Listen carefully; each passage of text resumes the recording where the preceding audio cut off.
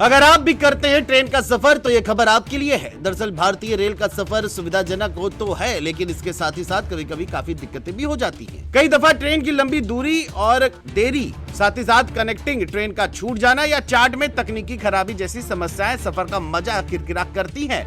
साथ में आर्थिक रूप से नुकसान भी होता है। हालांकि कमी लोग जानते हैं कि अगर किसी कारण ट्रेन न पकड़ पाए हो या आपका सफर अधूरा रह जाए तो भी आप अपना पैसा वापस पा सकते हैं। इसके लिए आईआरसीटीसी अपने यात्रियों को टिकट डिपॉजिट रिसिप्ट टीडीआर की सुविधा देता है।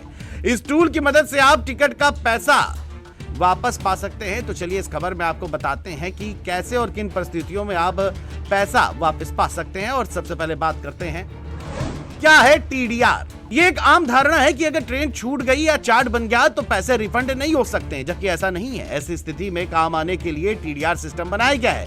इसकी मदद से आप उन परिस्थितियों में पैसे वापस पा सकते हैं जब रेलवे की वजह से आपकी यात्रा में देरी हुई हो या दूसरे तकनीकी कारण वजह रहे हो।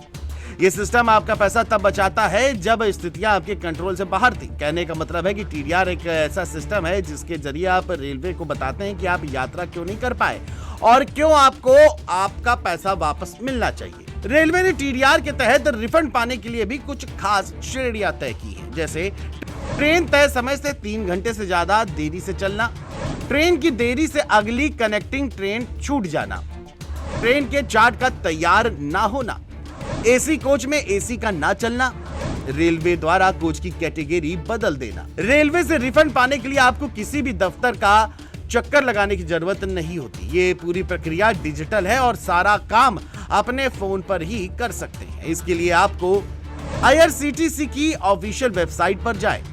इसके बाद माई ट्रांजैक्शन मेन्यू में जाएं। अब फाइल टीडीआर का ऑप्शन चुनें। अब यात्राओं की लिस्ट दिखेगी जिनके रिफंड ले सकते हैं। इसके बाद पीएनआर नंबर चुनें और रिफंड का कारण बताएं। जानकारी भरने के बाद सबमिट करें। अब टीडीआर हिस्ट्री में रिफंड का स्टेटस ट्रैक करें। हालांकि टीडीआर फाइल करते समय आपको ध्यान रखना है कि हर वजह के लिए टीडीआर फाइल करने की एक टाइम लिमिट होती है, जैसे कि ट्रेन के लेट पर प्रस्थान से पहले या फिर एक सीमित समय के भीतर ही आपको रिफंड का आवेदन करना होगा। अगर आप तय समय लिमिट के बाद अप्लाई करते हैं तो रिफंड मिलना मुश्किल होगा। इसके अलावा सही कारणों को चुनना भी जरूरी है, जिसके बाद रेलवे मामले को जांचता है और अगर उन्हें सब सही लगता है तो आपको रिफंड प्रोसेस शुरू कर देता है और आपके अकाउंट में पैसा वापस आ जाता है। तो ये खबर आपको कैसी लगी कमेंट करके हमें जरूर बताएं और देखते रहें जेएमडी न्यूज़।